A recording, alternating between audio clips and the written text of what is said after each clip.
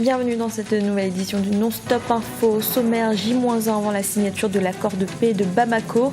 Alors que des attaques continuent de viser l'armée malienne, des organisations de femmes ont manifesté pour soutenir cet accord. Situation toujours très confuse au Burundi après l'annonce d'un coup d'État ce mercredi. Des combats ont lieu entre deux factions de l'armée. Impossible de dire à cette heure qui contrôle le pays. Et l'économie verte est une réalité au Rwanda. Le pays s'est engagé depuis une décennie dans un développement durable malgré la pression de la croissance urbaine. Le Mali est donc à la veille de la signature de l'accord de paix de Bamako, un accord paraphé et allégé le 1er mars par le gouvernement malien et ses alliés, sans la rébellion Touareg qui avait demandé un temps de réflexion. Ce jeudi, la coordination des mouvements de l'Azawad a finalement annoncé qu'elle serait bien présente à la cérémonie de signature. Et la signature de cet accord est très attendue par l'ensemble des Maliens. Elle est censée mettre fin au conflit qui a déstabilisé le nord du pays et a nécessité une intervention militaire internationale. Mardi, des organisations de femmes ont d'ailleurs manifesté pour soutenir l'accord de Bamako. Aminata Diak. Quel rôle pour les femmes dans la recherche de la paix au Mali? Ce mardi 12 mai, elles étaient des centaines issues d'organisations socio-professionnelles à manifester dans les rues de Bamako, la capitale, à l'appel de la plateforme des femmes leaders du Mali. Objectif de cette marche, soutenir l'accord de paix et de réconciliation d'Alger et demander au groupe rebelle de venir le signer ce vendredi 15 mai. Les femmes sont les premières victimes. Les femmes ont souffert pendant toute la crise et les femmes continuent de souffrir. Aujourd'hui, nous voulons la paix à tout prix. C'est un appel pressant à nos groupes armés de déposer les armes et de venir signer l'accord du 15 mai. Pour certains acteurs de la société civile, les femmes ont longtemps occupé une place importante dans la sphère politique et dans la médiation politique locale. Je pense que les femmes ont assez joué déjà en 1991. À l'époque, nous étions encore des jeunes filles. Et c'est suite à soulèvement des jeunes, suivi des mamans, donc des femmes, il y a eu un soulèvement, le renversement du régime de Moussa. Donc jusqu'à présent, ça continue quand même. Les femmes partout dans le monde, on voit quand elles se soulèvent. Vous avez vu dernièrement à Bujumbura, au Mali pareillement aussi. Leur voix compte, même si aujourd'hui, par rapport à la place que la religion, entre guillemets, a pris, où on veut les reléguer au second plan, les empêcher de s'exprimer, elles ont toujours cette force-là. Donc, elles sont impliquées dans des organisations. Il y a un mouvement qui est là, vraiment, même si quelquefois ce n'est pas évident, mais autour des grands sujets, elles savent se réunir pour se faire entendre. Au terme de cette manifestation, une déclaration sur la préoccupation des femmes dans la gestion de la crise a été lue en plusieurs langues nationales et remise aux autorités maliennes. Elles espèrent ainsi, grâce à leur action, impliquer la population dans la mise en œuvre de l'accord de paix dans le pays. Dans l'actualité également, le Burundi est encore ce jeudi dans une situation très confuse. La veille, le général Godefroid Niyombare a annoncé sur une radio privée qu'il destituait le président Pierre Nkurunziza. Un coup d'État condamné par les chefs d'Afrique de l'Est en sommet régional en Tanzanie, où se trouvait également à ce moment-là le président burundais. Alors, que s'est-il passé pour que le Burundi en arrive à une telle situation? Pour rappel, cela fait plus de 2 semaines que des manifestations quotidiennes ont lieu contre la candidature du président à un 3e mandat. Des manifestations qui avaient déjà créé des premières dissensions au sein de l'armée jusqu'à cette annonce de coup d'État. Retour sur les événements de cette journée de mercredi avec Aminata Diak.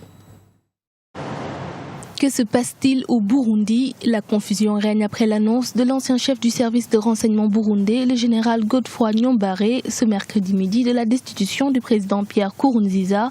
Une sortie qui intervient au moment où le chef de l'État burundais se trouvait à Dar es Salaam en Tanzanie pour un sommet régional consacré à la crise ouverte par sa volonté de briguer un 3e mandat.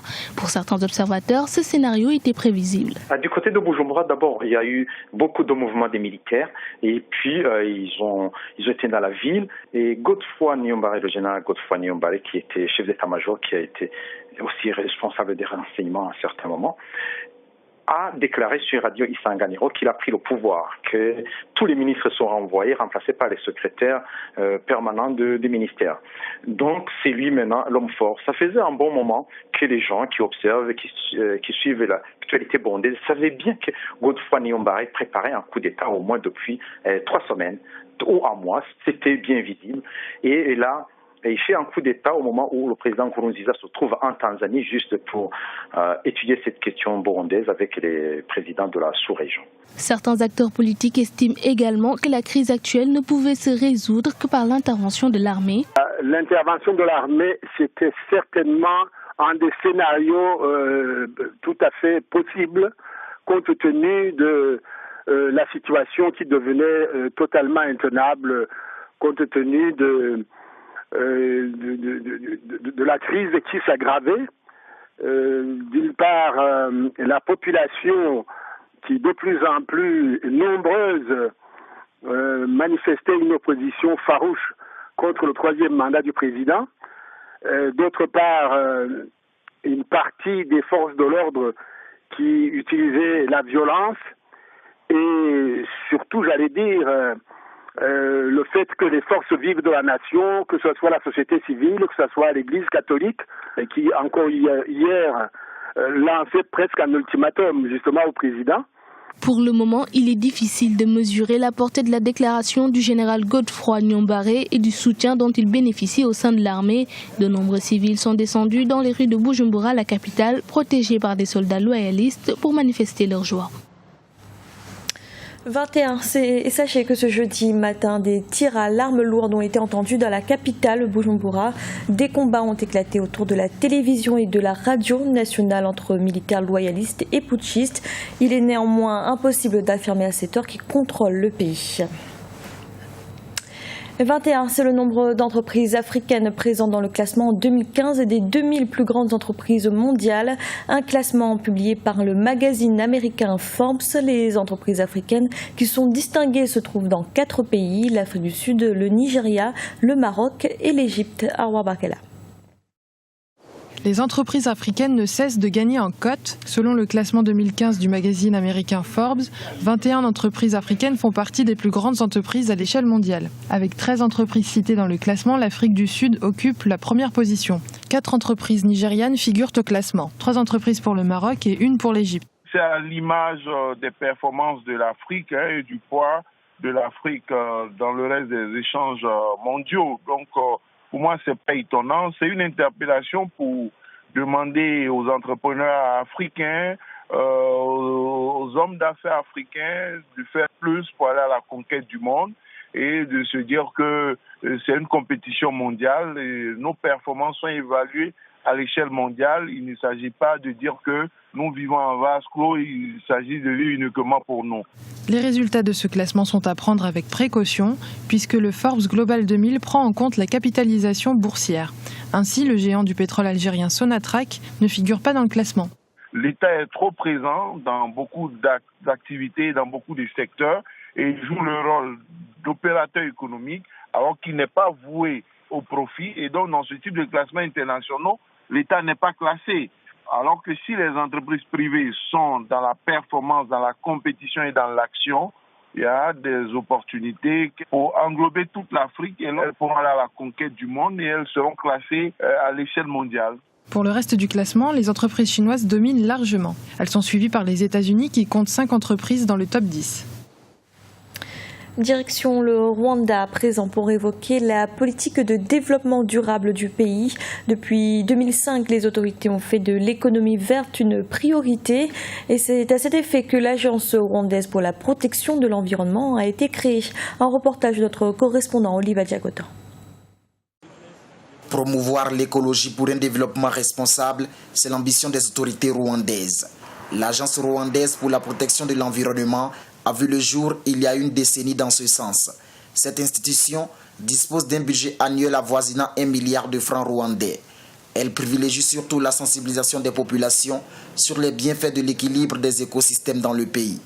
L'institution publie également chaque 2 ans un rapport sur l'état de la protection environnementale dans le pays. Des rapports qui soulignent une avancée notoire dans ce sens. Les écosystèmes qui étaient dégradés après le génocide ont été réhabilités, sont maintenant donnent donc les services, ce qu'on appelle des services écosystémiques. Il y a les ressources en eau, il y a les forêts, il y a les parcs, il y a donc tout ça ça contribue au développement du pays. Et le tourisme aussi a commencé à générer des revenus importants. Et le tourisme au Rwanda est beaucoup basé sur les écosystèmes qui sont protégés. La population du Rwanda est estimée actuellement à près de 11 millions d'habitants. Le pays dispose d'un peu plus de 26 000 km² comme superficie. Environ 500 personnes vivent par kilomètre carré. Cette forte densité reste un défi pour la gestion environnementale. La plus grande partie de la population, disons plus de 85% de la population, vit de l'agriculture. Donc ça dit que la population dépend surtout de l'utilisation des ressources naturelles. Donc balancer entre la protection des ressources naturelles et l'utilisation de ces ressources naturelles pour la survie de la population, c'est un défi. Le pays comprend bien que la protection de l'environnement, c'est la seule voie qu'il faut prendre si on regarde un peu plus loin que demain. La journée mondiale de l'environnement est célébrée chaque 5 juin. Le Rwanda dédie annuellement une semaine nationale pour l'environnement. Cet événement est célébré dans la dernière semaine du mois de mai. C'était le journal de la rédaction. Merci de l'avoir suivi. Retrouvez dans un instant une nouvelle édition de l'information.